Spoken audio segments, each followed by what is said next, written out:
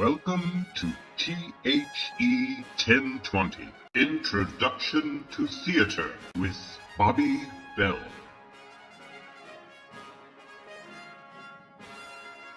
The Renaissance.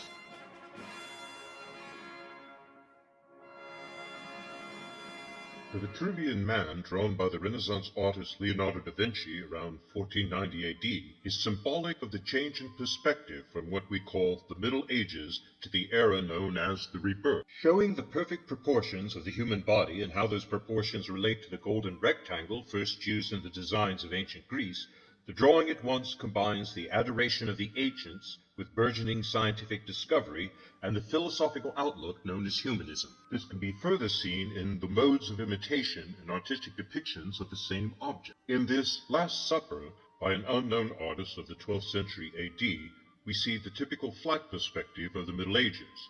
This art is symbolic and meant to represent the importance of objects according to status. The figure of Christ is proportionately larger than all of the other people in the painting. It is a God's eye view of the world. In Leonardo da Vinci's The Last Supper, painted between the years 1494 and 1498 AD, the use of perspective is radically different. Although the design of the painting places our focus on the figure of Christ, he is proportionately no larger or smaller than the other figures, all of which are drawn in perspective to give the illusion of three dimensions, at a table and in a room that show the vanishing horizon line. It is a human's eye view of the world. The new perspective is seen in the Teatro Olimpico, a theater in Vicenza, Italy, designed by the Italian Renaissance architect Andrea Palladio and constructed between the years 1580 and 1585 AD.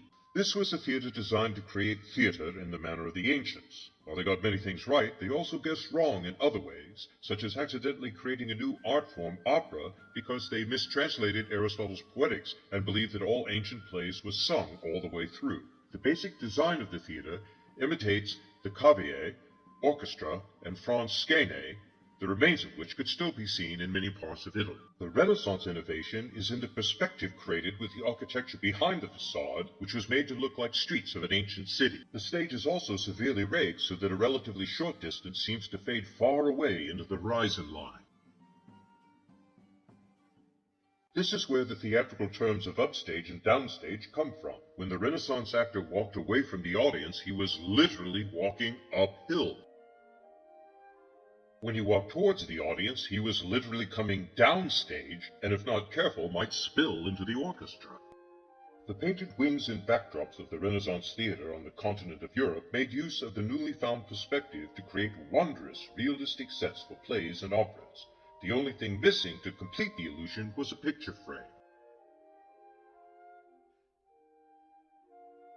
While this was first done with curtains hung to hide the tops of wing flats and backdrops, a more permanent solution was found with the Teatro Farnese in Parma, Italy, which was built in 1618 by Giovanni Battista Arietti, in the first surviving theater to have a permanent proscenium arch.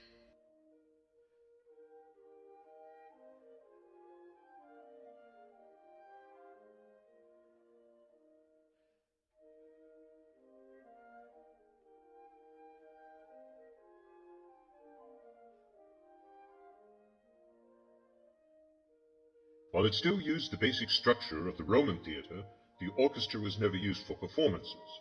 It was used for dances and other formal occasions. The drama took place behind the picture frame, the proscenium arch.